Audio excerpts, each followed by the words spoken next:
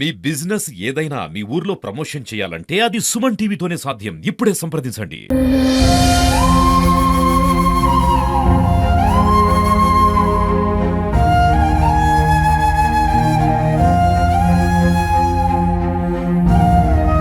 Welcome to Suman TV Warangal.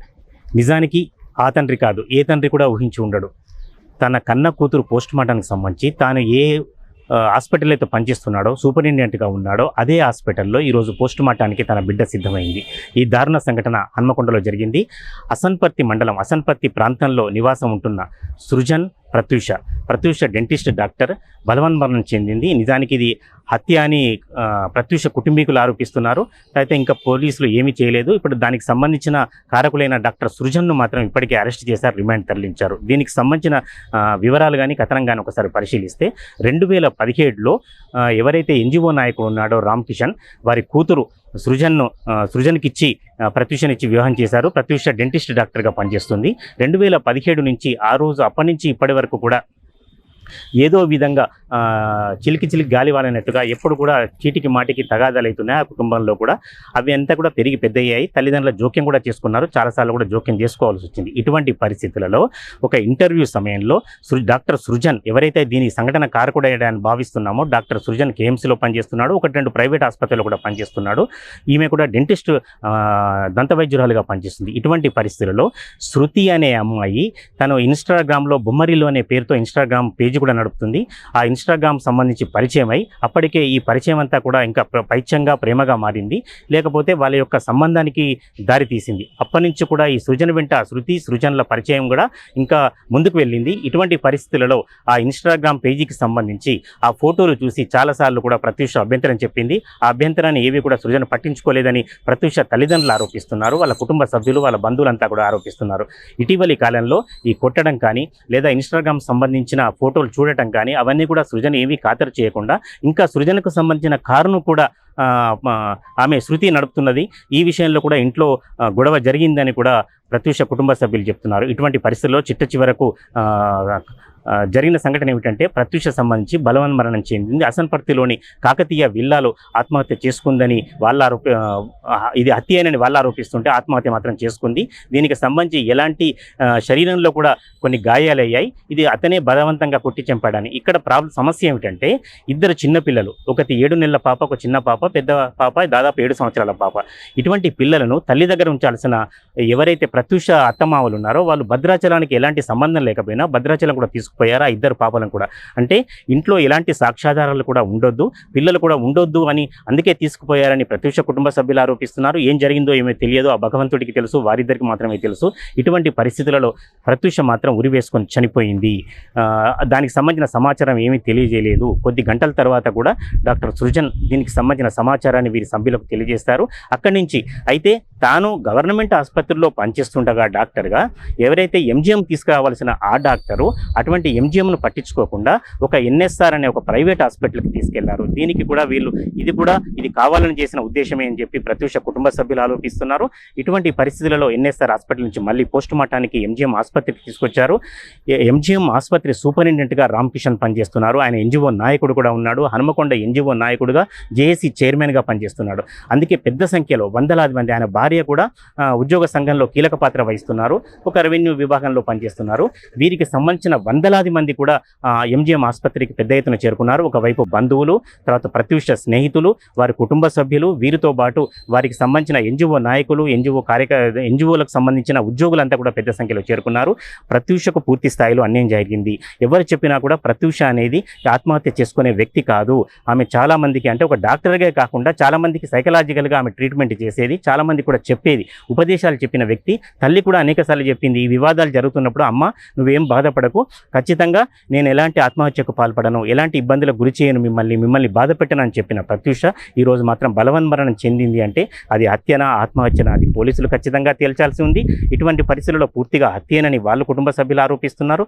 వాళ్ళు ఆరోపించిన విధంగా పోలీసులు ఇప్పటికైతే సృజన్ను అదుపులోకి తీసుకున్నారు. దీనికి సంబంధించిన ఫర్దర్ వివరాలు మనకు కొద్దిసేపట్లో తెలిసే అవకాశం ఉంది. ప్రత్యూష మాత్రం ఒక డెంటిస్ట్ డాక్టర్గా పనిచేసుకుంటూ సృజన్ ఒక డాక్టర్గా పనిచేస్తూ దీనిలో అనేక అనుమానాలు కూడా తావిస్తున్నాయి.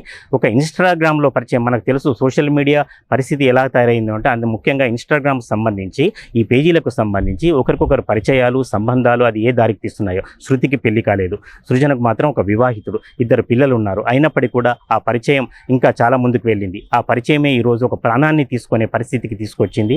ఇటువంటి పరిస్థితులలో మరి వారి కుటుంబానికి ఎవరు న్యాయం చేయాలి? దానికి 2 చిన్నపిల్లలు ఉన్నారు. ఇటువంటి చిన్నపిల్లలు నా కుటుంబానికి ఏం చేస్తే ప్రత్యూష తిరిగి వస్తుంది? తప్పనిసరిగా మాత్రం సృజన్ను శిక్షించాలని, భవిష్యత్తులో ఇలాంటి సంఘటనలు జరగకుండా చూడాలని, వెంటనే ఆయన రిమాండ్ తీసుకోవటం సరిపుచ్చకుండా ఖచ్చితంగా సృజన్ను శిక్షించాలని వారి కుటుంబ సభ్యులు, వారంతా కూడా బంధువులు కావచ్చు, తర్వాత ఎన్జిఓ నాయకులంతా కూడా ముక్తకంఠంతో డిమాండ్ చేస్తున్నారు. తర్వాత 18 లో బాబు పుట్టింది.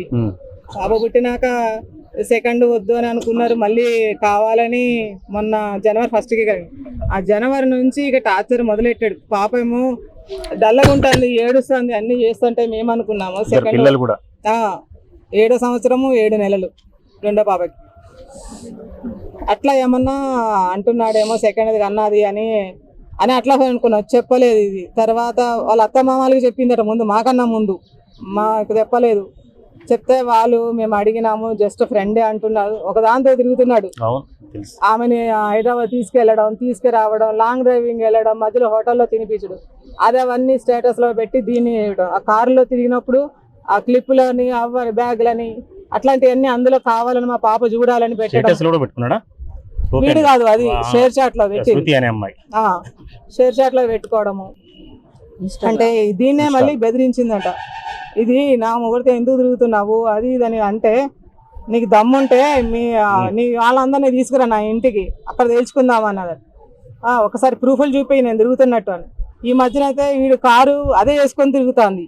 వీళ్ళ ఫ్రెండ్స్ అందరూ ఇదేంది మీ కారు అక్కడ కనిపించింది ఇక్కడ కనిపించింది అంటే, ఇది అడిగిందట మా పాప, ఎందుకు కారు అక్కడెక్కడ కనిపిస్తుంది నా ఫ్రెండ్స్ అందరూ అడుగుతున్నారు అంటే, అడిగింది తీసుకెళ్తాంది, ఆమె తీసుకెళ్ళిపోతుందని కారు అదే వాడుకుంటుంది. మొన్న దానికి బర్త్డే అయిందన్న రోజు కూడా ఏదో రిసార్ట్స్ ఏదో బుక్ చేసిండు అని తెలిసింది. దీనికి మీరు ఎప్పుడు కూర్చోబెట్టడానికి కానీ మేము అన్నాము, కూర్చోబెట్టి మాట్లాడతాము, మేము అడుగుతామే అంటే, అమ్మవాడు ఏదో పెద్ద గొడవ కావాలని చూస్తాడు, గొడవ బేస్ చేసుకుని నన్ను వదిలేయాలని చూస్తాడు. పిల్లలు ఆగమైపోతారు అమ్మ. రేపు పొద్దున్న వాడు ఇప్పుడు పంచాయతీ పెడతారు, అందరికీ తెలుస్తుంది. రేపు పొద్దున వాడు మాడినాక కూడా ఆడు ఇప్పుడే మంచి సజ్జన్ అని ఊరంతా పేరు వస్తుంది. వీడు మారినా కూడా వీడు అట్లాంటి వాడు పిల్లని ఇట్లా చేసిన అందరూ అంటారమ్మ. వాడు చెడ్డ పేరు వస్తుంది, వాడు మొత్తం లైఫ్ స్పాయిల్ అయిపోతుంది అమ్మ, నేను మార్చుకుంటా, నేను చెప్పుతా అని అంటోంది అన్నది. ప్రత్యూషను ఎవరు తీసుకురాకున్నా ప్రత్యూషకు ఎట్లా న్యాయం జరగాలి, లేకపోతే ఏమన్నా దీని గురించి ఏమైనా డిమాండ్ చేస్తారు? వాడు బయటికి రావద్దు, నా కూతురు జీవితం అన్యాయం చేసి చంపేసిండు. వాళ్ళ అత్త మామ కూడా, వాళ్ళ అత్త టార్చర్ కూడా బాగుంది. వాళ్ళ చుట్టుపక్కల అందరినీ అడగండి, దాని ఫ్రెండ్స్ని, వాళ్ళ అత్త వాళ్ళు ఎంత టార్చర్ పెట్టారు, వాళ్ళ ఫ్రెండ్స్ అందరినీ అడగండి. వాళ్ళ అత్త టార్చర్ కూడా బాగున్నది. ఇప్పుడు బాధలో ఉన్నదంటే కొడలు సపోర్ట్గా ఉండాలి. వాళ్ళ ముగ్గురు ఒక్కటయ్యి దీంతో మాట్లాడకుండా, అందరూ దీంతో మాట్లాడకుండా దీన్ని అంతా సెపరేట్. బిడ్డ వచ్చే బిడ్డ ఏమైనా ఉంటే నేను చూసుకుంటా, నేను పెంచుకుంటాను వచ్చాయంటే, అమ్మ ఆగస్టు 17 నా మ్యారేజ్ డే ఉంది కదా, అప్పటి వరకు చూస్తాను, మారకపోతే నేనే వచ్చేస్తానమ్మా అన్నది. వచ్చే బిడ్డ ఏం కాదండి, 1 నెల చూద్దాం, మారకపోతే నేను వచ్చేస్తా, పిల్లల్ని తీసుకుని వచ్చేస్తా, నేను చదువుకున్నా, నేను జాబ్ చేసుకుంటా అమ్మా అన్నది. ఆత్మహత్య చేసుకునేంత వ్యక్తి కూడా కాదు, అస్సలు కాదు. నీకన్నా డబల్ ధైర్యం అని నాకు చెప్పిందండి.